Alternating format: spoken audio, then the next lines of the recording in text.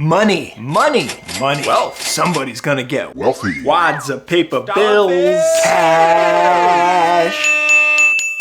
I think it's about money. I don't care that it's getting a remake. Was I upset with the M. Night Shyamalan movie? Yeah, it sucked. You know what it did though? It made a lot of people talk about it and be like, the show is so much better. You gotta watch the show. Honestly, remakes never really bother me at all. Don't be a snob. There's like two options for what can happen with a remake. It's bad, stinky bad, or it's good. Lord of the Rings came out and like, that's a great adaptation. But you know what happened? People were able to talk about like, oh, I like the books more, or I like the movie more. And that's a good adaptation. But like, let's say you like the books more, you have a really easy way to convince people to read the books if they like the movie. You'll have bad remakes like the Dark Tower movie, and it's like, I did not like that. I liked it because I went with my dad and I had a fun time watching it with him. But like as a movie, I didn't like it. I love the book series though, they're great. But the movie, not great. So the movie comes out and I don't like it, but like people are talking about Dark Tower again. It's like, what? I have a reason to like push this on people and they like might read it again? Whoa, that's pretty cool. Now, of course, with streaming services like Netflix and Hulu and blah, blah, blah, blah, blah, blah, blah, blah, blah, blah, blah, stuff can get like a second wind. So you don't need to have like an Office remake for it to get like a big boost because it's all of a sudden on a streaming platform and people can watch it. But if it's not put in front of people's faces anymore, it's gonna disappear. Like the only way that stuff stays in our cultural relevance is through continuing its propagation. People keep consuming and consuming media because they like the stories that are being told. Or they like them at one point and they're pretty frustrated with where they're going right now, but they like them at one point, so they're gonna keep consuming them, hoping that it gets a little bit better. Tasty. You look at One Piece and now you've got live action, anime, and manga. There's a good case to say like, oh, the manga is the best way to experience that story. But some people just like music and voice acting and sound effects and animation, so like, of course, they would think the anime is the best way to do it. Even though it's not seasonal, so it's got all this like filler and junk and it's slow, they still somehow like it. But now with the live action being made, it's like, you can argue that's not the best way to watch it, but all of a sudden, all these people that like only like live action stuff, they're getting to experience this story. And some of them might convert to manga readers or anime viewers.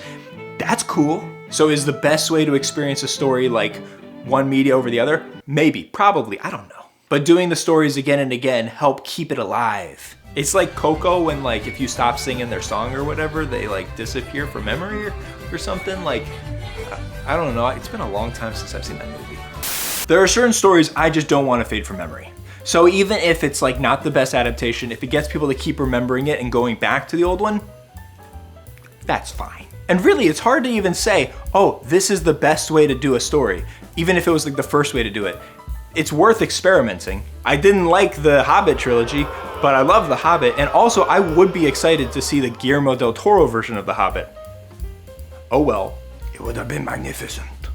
Scott Pilgrim vs. the World. The comic, the live action, or the animated one? You get to choose. But Edgar Wright did a fantastic job translating it to live action. I mean, it's awesome.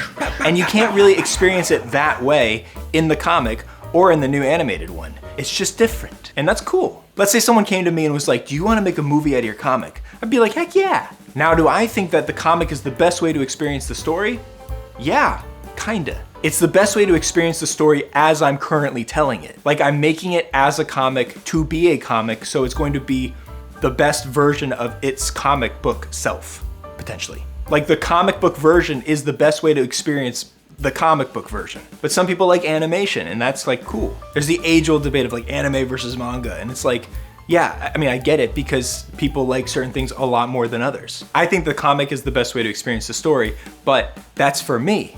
Because if I made an anime out of it, somebody else might like it a lot more. But here's the kicker, it's gotta be made as that thing. Like the best animated version of my comic would not be my comic animated. It would be made with all of the advantages of that other medium. Expressive movement, sound effects, music, voice acting, all that stuff would have to elevate it from what it was to what it could be in this other medium. Same goes for the live action Avatar. You know, there's a real possibility you can have a deeper emotional connection with real people acting. The minute facial expressions for acting can be like so much more than what you could animate. Imagine I had to draw this. That'd be kind of hard. But it's easy in live action. While animation can be more expressive with its emotions, live action can be more like subtle. So I hope you understand now the real reason they're making it.